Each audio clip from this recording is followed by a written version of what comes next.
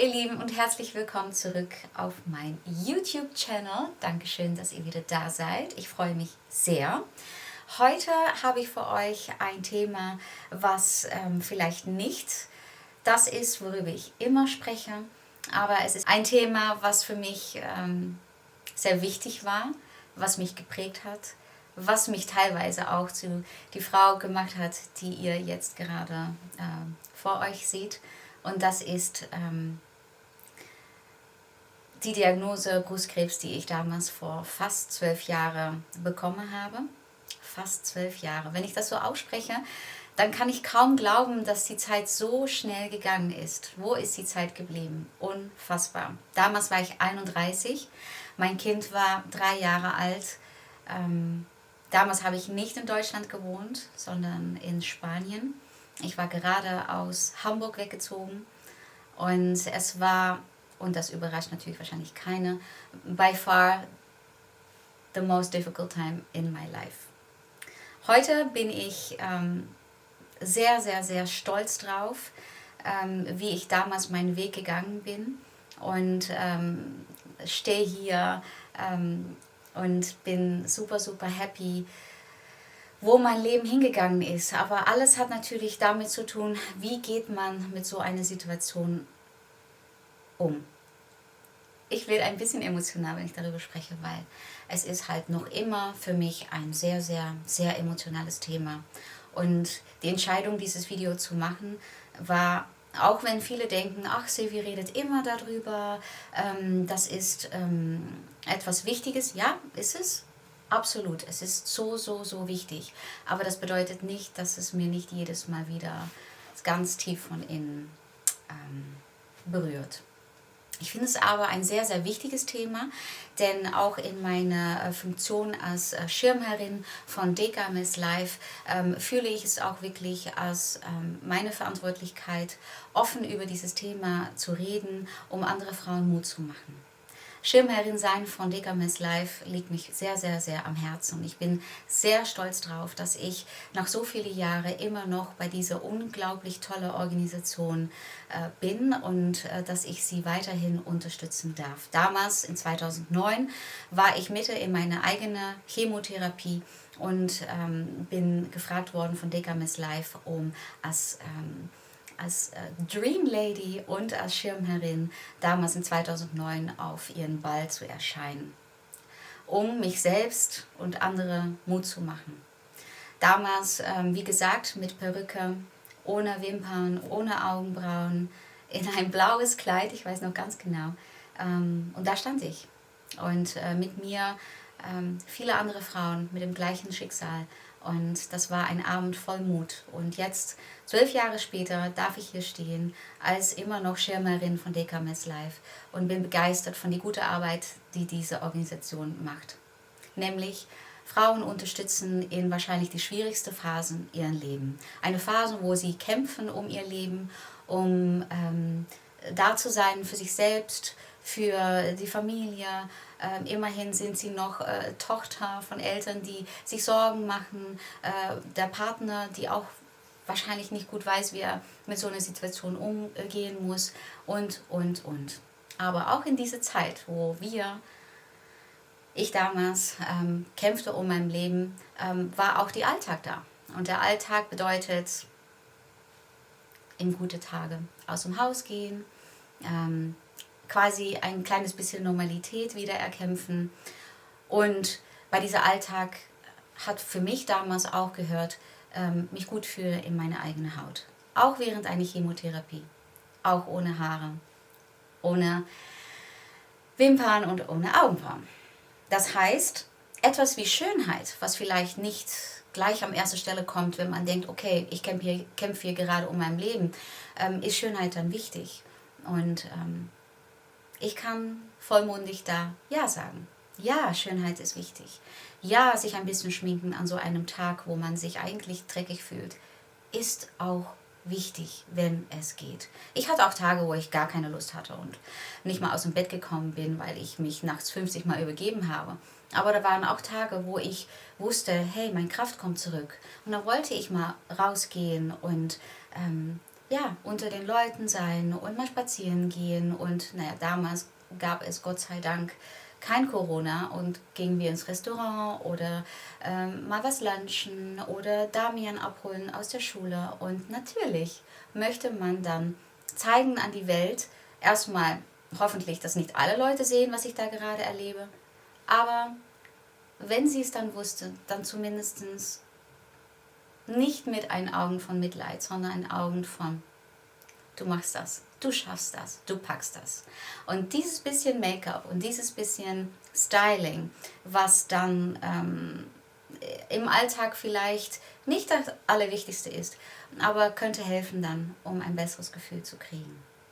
Und Degames Live hat ein ganz tolles Programm für Frauen, die gerade das erleben, was ich damals erlebt habe. Nämlich während einer Chemotherapie Tipps zu bekommen, Tricks, sich nicht alleine zu fühlen, Frauen zu treffen, die das gleiche Schicksal erleben und zusammen in ein einstündiges Online-Seminar die Tipps und Tricks bekommen, die ich damals zum Glück wegen meinem Job bekommen habe. Und Degames Live gibt also die Möglichkeit, dass Frauen, wie gesagt, diese ganze tollen Tipps kriegen von Professionals. Und das finde ich so eine tolle Initiative, sodass Frauen sich inspiriert fühlen, sich nicht alleine fühlen, sich unterstützt fühlen und diese Tipps mitnehmen können, um ihren Alltag so ein bisschen schöner zu machen. Ich weiß, dass ich hier natürlich stehe und ich bin heute Morgen aufgestanden und wusste, okay, ich drehe dieses Video und natürlich ist es emotional. Und ich denke nach über alle Frauen, die gerade dieses Schicksal haben, was ich damals hatte. Und ich darf hier heute stehen mit Haare, mit Wimpern, mit Augenbrauen. Und ich weiß, wenn ich mich gleich schminke, natürlich ist das anders. Aber ich weiß, was ihr jetzt gerade erlebt, wenn ihr jetzt vom YouTube-Video, Laptop oder Fernseher sitzt.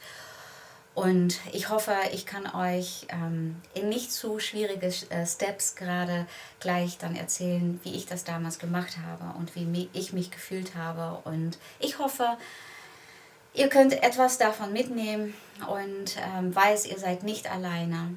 Und weiß, dass ich wirklich ganz, ganz viele Direct Messages auf Instagram von euch kriege. Und mein Herz für euch,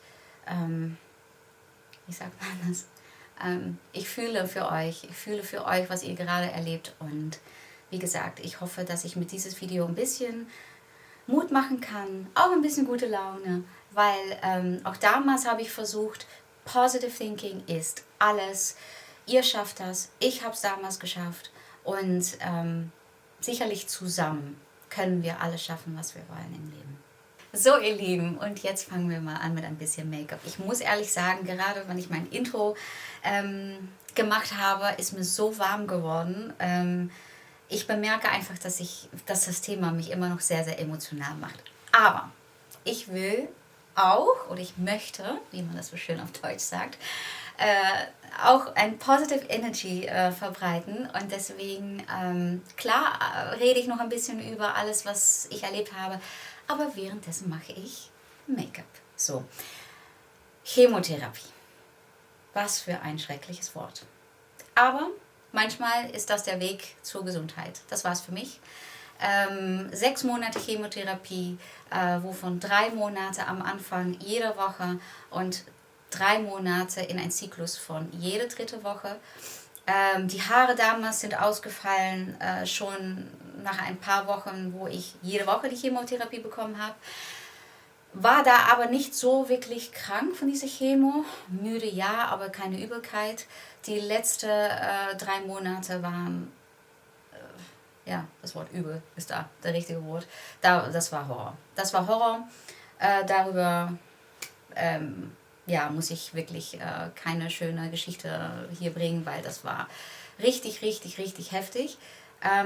In beide Phasen habe ich so viel wie möglich trotzdem so ein bisschen Make-up gemacht, weil ich habe fest daran geglaubt, wenn ich ein positives Denken habe, wenn ich ein positive Mindset habe, dann kann ich alles überwinden in meinem Leben, was auf mich zukommt.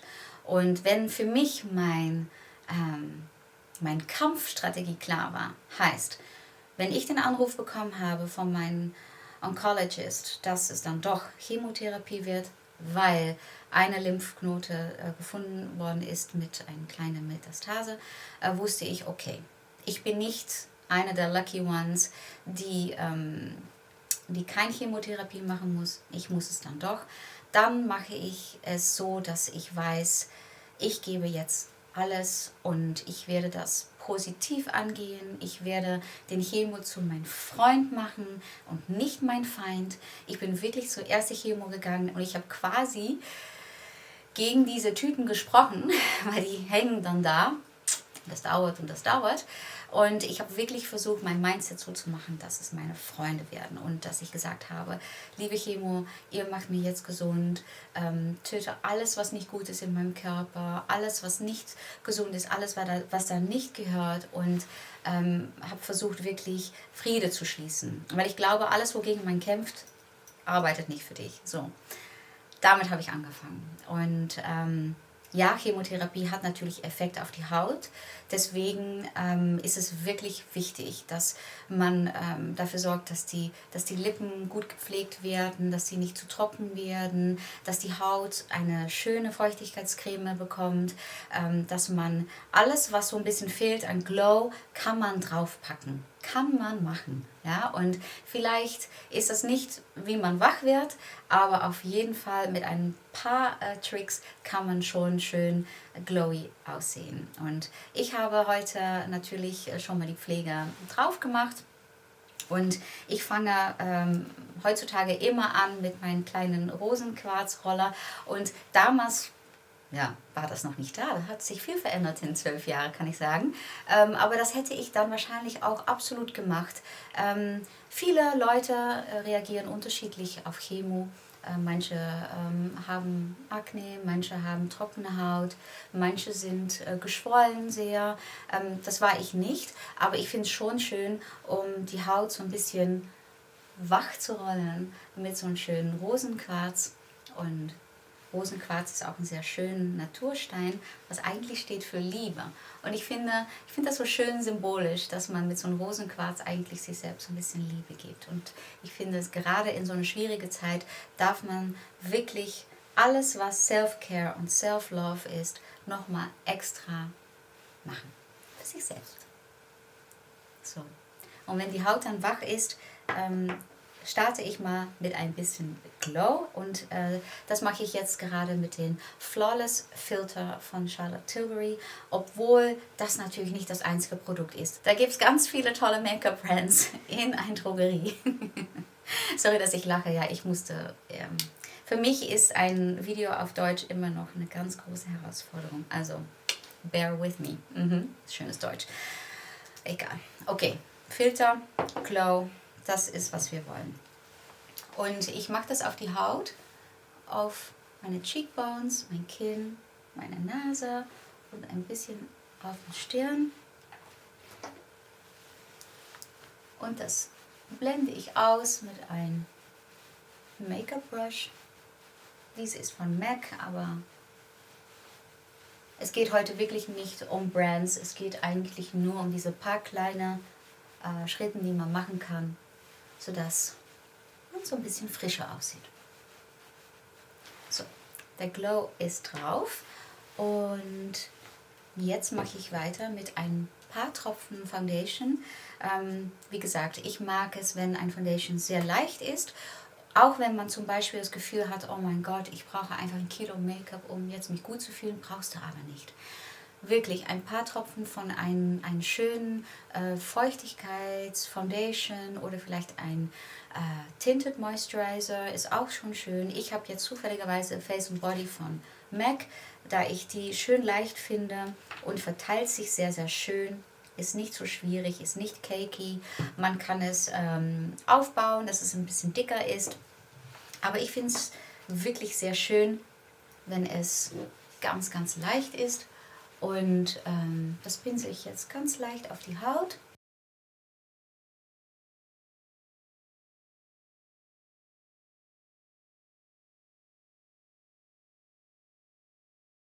Neck und Ohren nicht vergessen natürlich.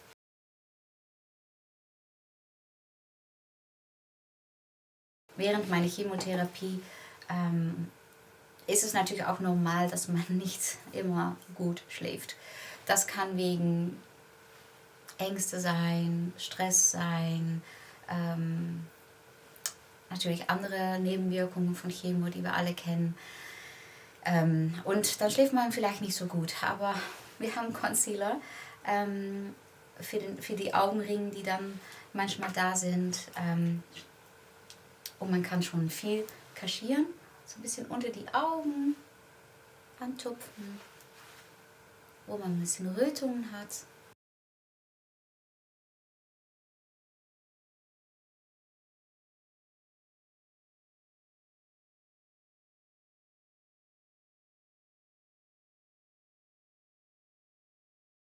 Das ist es für die Haut, obwohl wir natürlich auch ein bisschen Puder wollen.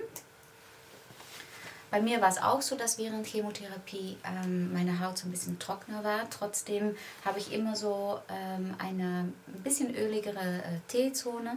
Deswegen, das ist absolut so eine Stelle, wo ich sage, ein bisschen Puder ist da schon schön. Für mich war es so.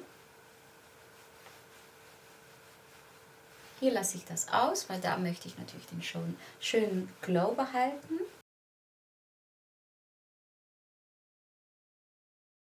Und dann ist die Haut schon bereit für weiteres Make-up. Und dann der erste Schritt, den ich dann eigentlich mit euch besprechen möchte, sind Augenbrauen. Und auch da hat sich viel verändert in 12 Jahren. Ich weiß noch, wann ich damals kurz vor meiner Chemotherapie eine sehr tolle, liebe, auch betroffene Frau damals in Madrid getroffen hatte, die schon alles hinter sich hatte. Und sie hat dann mir einen Tipp gegeben, lass deine Augenbrauen tätowieren.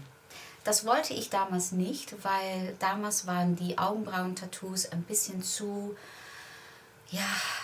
viel als Tattoos, lass ich es so sagen. Und deswegen habe ich mich dagegen entschieden. Ich würde eigentlich jetzt sagen, da würde ich mich anders entscheiden. Es gibt heutzutage Microblading und ich glaube schon, dass es eine gute Idee ist, bevor dass man mit Chemotherapie anfängt, dass man die Augenbrauen microbladen lässt. Denn Microblading ist etwas ganz, ganz natürlicher, wie es aussieht als Tattoos.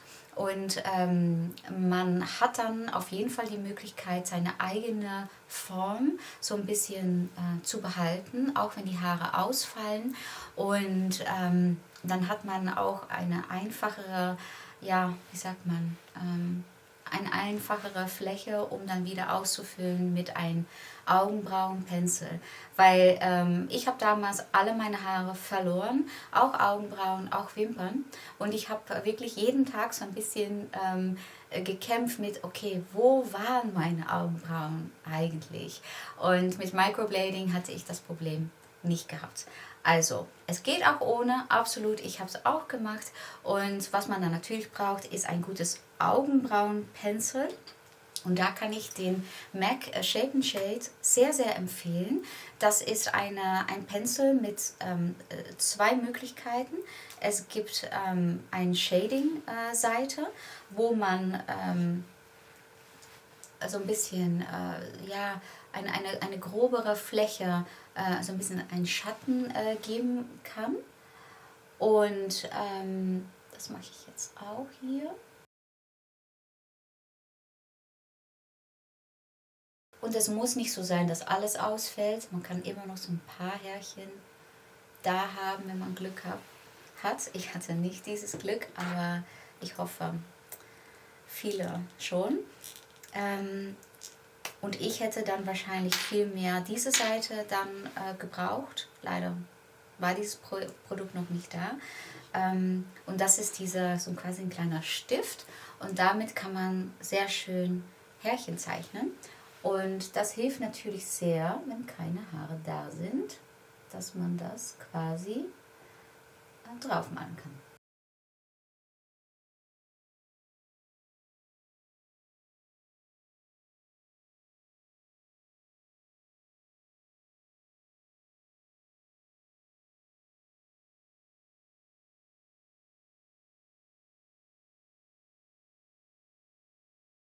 die Augenbrauen sind drauf gemalt.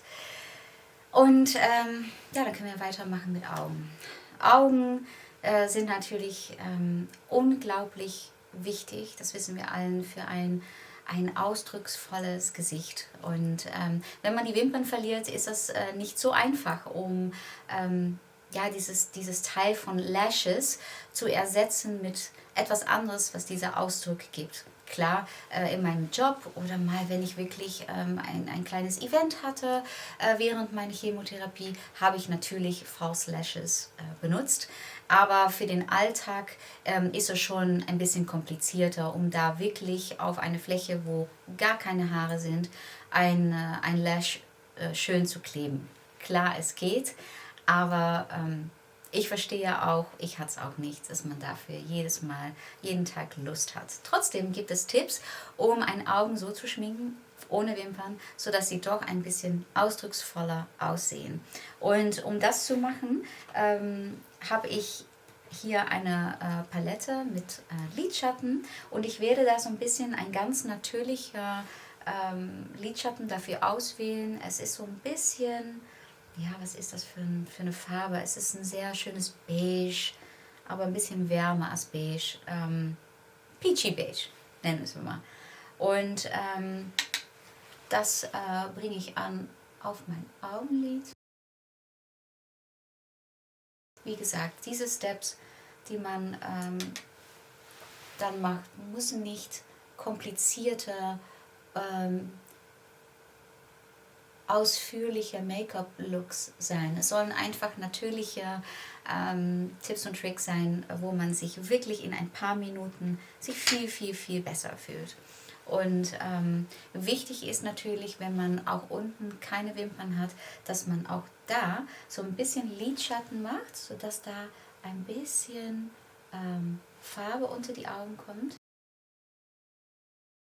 sodass die Augen auf eine schöne, natürliche Art und Weise umrahmt werden, was normalerweise die Wimpern sein sollten. Hier ist auch ein bisschen so ein Braunton drin. Das werde ich jetzt so ein kleines bisschen unter die Augen machen.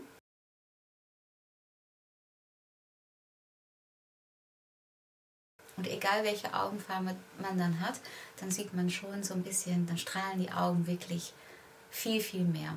Und das gleiche mache ich dann auch nochmal hier oben, sodass die Ecke hier ein bisschen tiefer hat.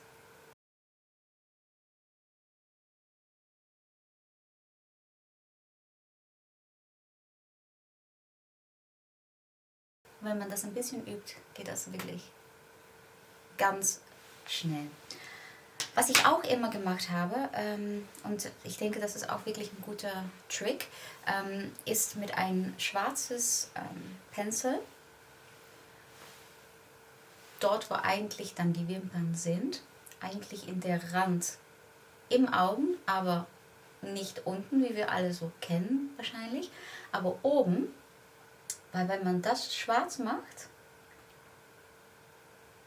hat das gleich ein bisschen den Effekt für Leute, die Wimpern haben, dass die Wimpern schwarzer und voller aussehen, aber damals, wenn ich keine Wimpern hatte, wenn ich das gemacht habe, gab es doch ein bisschen mehr Ausdruck an meine Augen. Deswegen, das ist ein guter Trick. Man muss schon ein bisschen aufpassen, dass man sich natürlich nicht in die Augen piekt. Aber es ist es wert, um mal zu versuchen. So.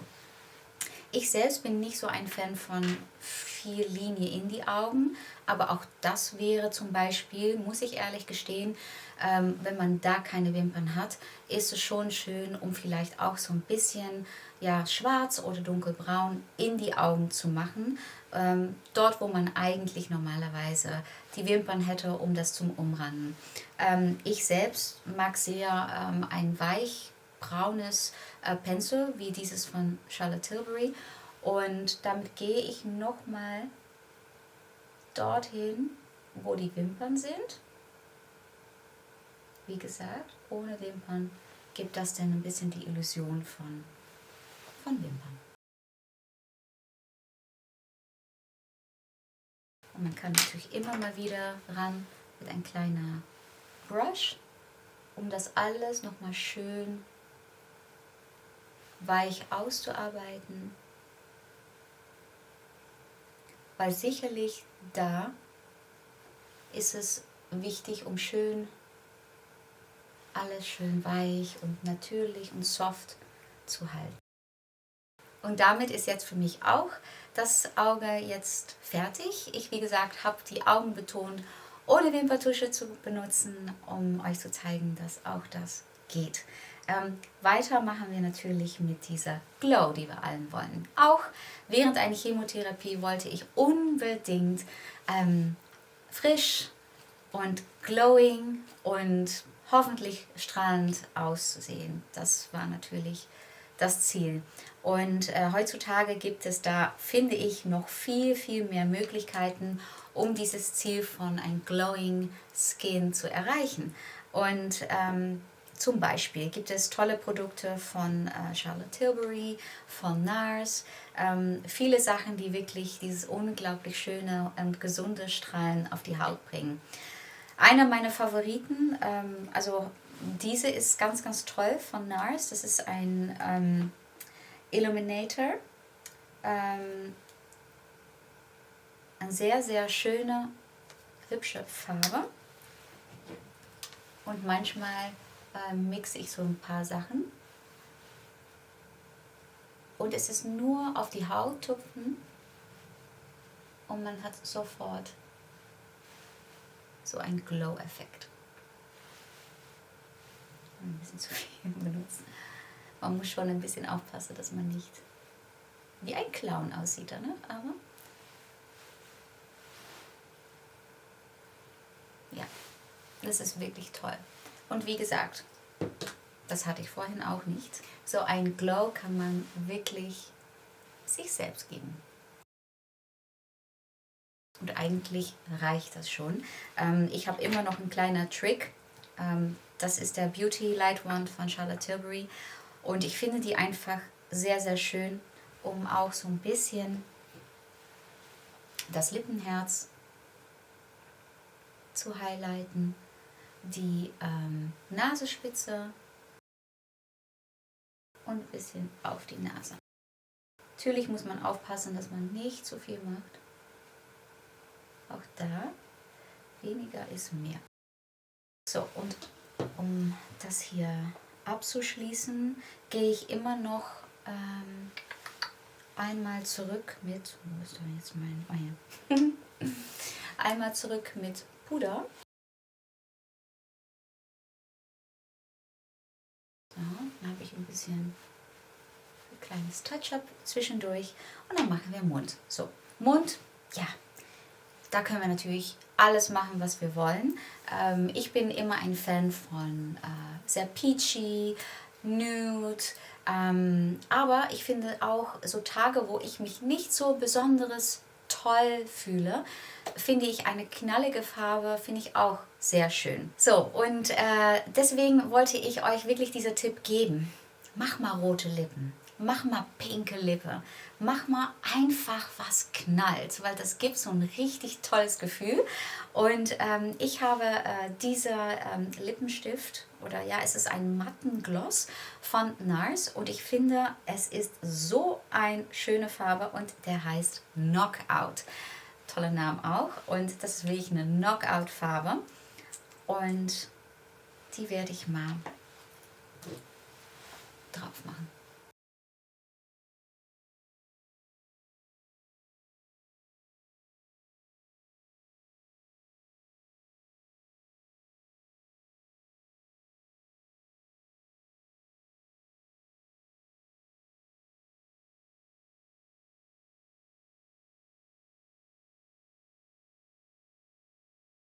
Ups.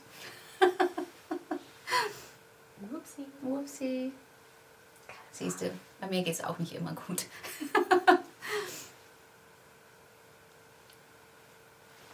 Aber die Farbe macht doch gute Laune, oder? Also ich finde, man soll wirklich öfter mal eine richtig schöne, knallige Farbe auf die Lippen machen. Natürlich bin ich mir auch bewusst, dass in dieser Zeit von Corona mit Gesichtsmasken es manchmal kompliziert ist, um knallige Farben zu tragen, weiß ich. Aber wir machen es doch nicht, um immer rauszugehen. Schön zu Hause, sich hübsch zu fühlen und sich schön zu machen für einen selbst oder für sein Partner oder. Also, ich finde, es war ein easy Make-up. Es hat mir auch Spaß gemacht, das mal wieder zu machen, um ein bisschen wieder nachzudenken, wie habe ich es damals gemacht. Und ich hoffe natürlich, dass ihr Tipps bekommen habt oder Inspiration, um das auch so zu machen.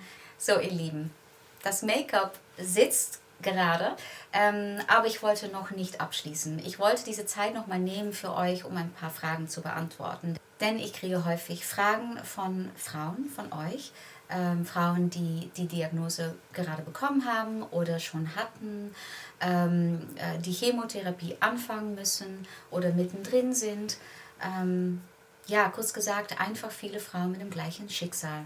Und viele Fragen versuche ich natürlich auf Instagram, auf diesen Plattformen auch zu beantworten.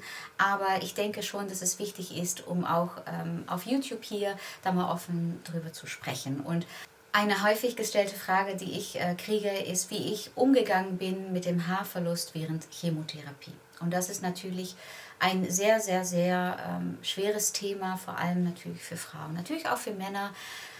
Aber für Frauen ist das nochmal so ein Ding mit Weiblichkeit und mit, fühle ich mich dann noch Frau und so weiter und so fort. Und für mich war es genau so heftig, wie man sich das vorstellen kann. Ich habe wirklich zum ersten Mal in meinem Leben das Gefühl gehabt, dass ich all mein Selbstbewusstsein und meine Sicherheit verloren habe, wenn ich meine Haare verloren habe. Und ich musste wirklich damit versuchen, in Reinen zu kommen, weil ich wusste, die Zeit wird nicht kurz sein. Es ist halt eine Zeit von fast einem Jahr, wo ich wusste, da muss ich damit leben, dass ich keine Haare habe. Und trotzdem möchte ich mich gut fühlen über mich selbst. Und ich glaube wirklich, wenn man sich gut fühlt über sich selbst, ist man eine bessere Mutter und ein besserer Partner und. Und ich wollte einfach die Kraft in mir selbst finden. Deswegen, ich habe da für mich entschieden, ich wollte gerne Perücken tragen statt Tücher, weil die, auch wenn es nicht meine eigenen Haare waren, hat mir das doch ein bisschen war so eine Sicherheitsdecken, die ich um mich herum hatte. Und ich bin mir sehr davon bewusst, dass ich damals natürlich absolut die finanziellen Möglichkeiten hatte, sehr schöne Perücken machen zu lassen, aber auch günstigere Perücken können eine Lösung sein und heutzutage sind auch die künstlichen Perücken immer besser geworden und wirklich sehen sehr, sehr schön aus. Ich hatte für meine Shows hatte ich eine Echthaarperücke, die wirklich sehr ähnlich ist zu dieser Haare, die man hier jetzt gerade sieht. Und zu Hause hatte ich zum Beispiel Kunsthaarperücken, kurze, ich hatte Bob, ich hatte rot, ich hatte blond. Ich konnte quasi jedes Mal jemand anders sein. Und auch dieser Tipp habe ich damals bekommen, weil ich auch das Buch Heute bin ich blond von Sophie van der Stab gelesen hatte und das einfach eine mega Geschichte fand von einer jungen Frau, die sich da durchgekämpft hatte.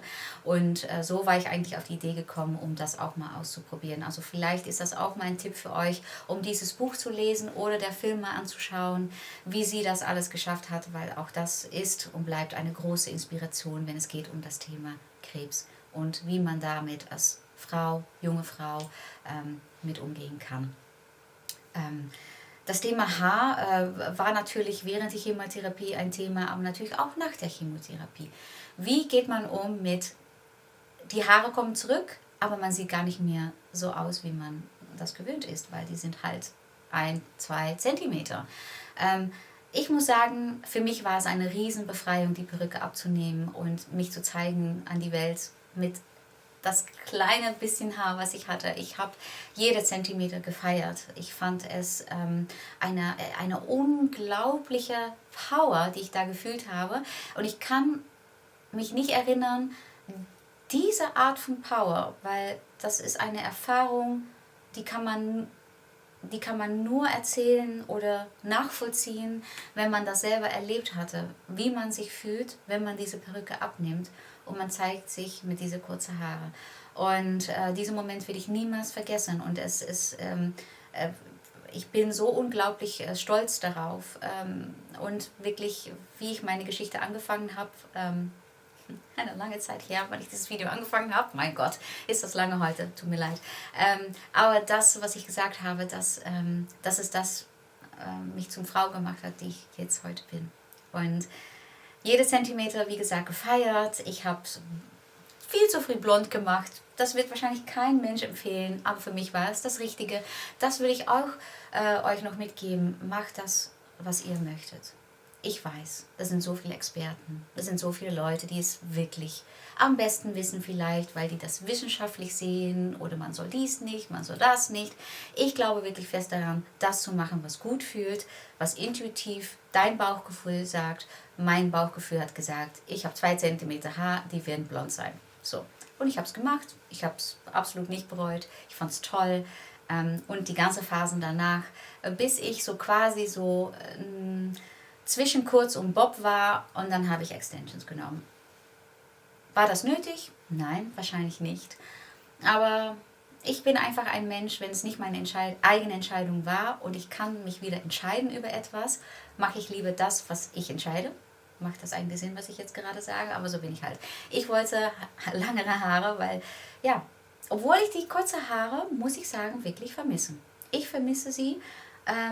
Und ich werde niemals ausschließen, dass ich sie nochmal abschneide. Aber auch da ist es meine eigene Entscheidung. Auch eine häufig gestellte Frage, vor allem von Frauen, die leider Brustkrebs erleben, ist die quasi Nachtherapie, nach der Chemo.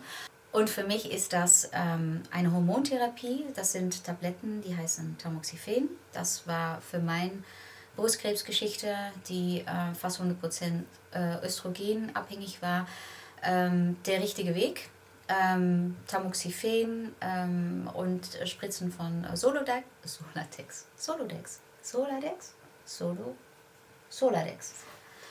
Ich nehme sie nur 12 Jahre. Es ist Soladex, ich bin mir sicher.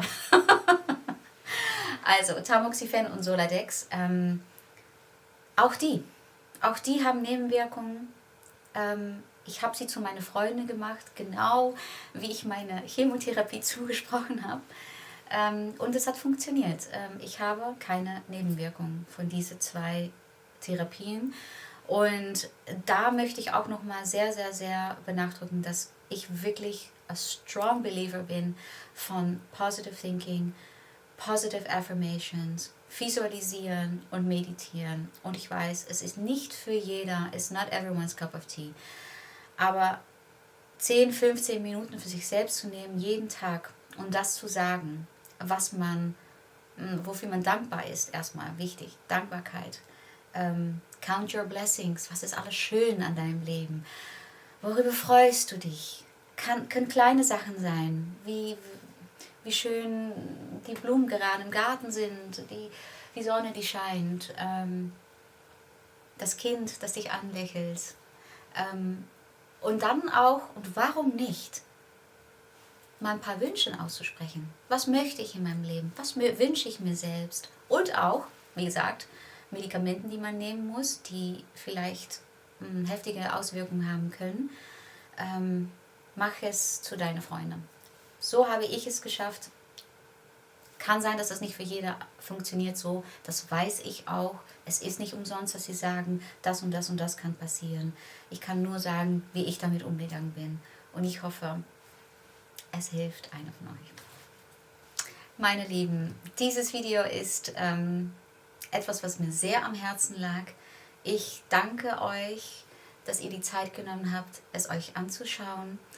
Wenn ihr gerade diese Diagnose bekommen habt oder mitten in der Chemotherapie seid oder gerade fertig seid, weiß, dass ich an euch denke und jeden Tag eigentlich an euch denke, weil jeden Tag denke ich irgendwann irgendwie an das, was ich selber erlebt habe. Und ich kann nur empfehlen, euch mal zu melden bei DKMS Live, weil wie gesagt, ich hatte wegen dieser Showbiz-Job, die ich nun mal habe, die Möglichkeit mit Professionals zu arbeiten, die schon ihre Tipps und Tricks für mich bereit hatten und mich geholfen hatten, so wie Serena Goldenbaum, Lego von Sadelhoff war damals auch ganz toll in meinem Leben. Und diese Menschen haben mich wirklich geholfen, Make-up-Tipps zu geben und damit umzugehen. DKMS Live macht einen ganz großartigen Job. Also, ich werde natürlich die Website in mein Infobox verlinken, sodass ihr da mal schauen könnt. Unterstütze bitte, weil das braucht natürlich jeder Organisation, die sich belanglos einsetzt für so viele Menschen.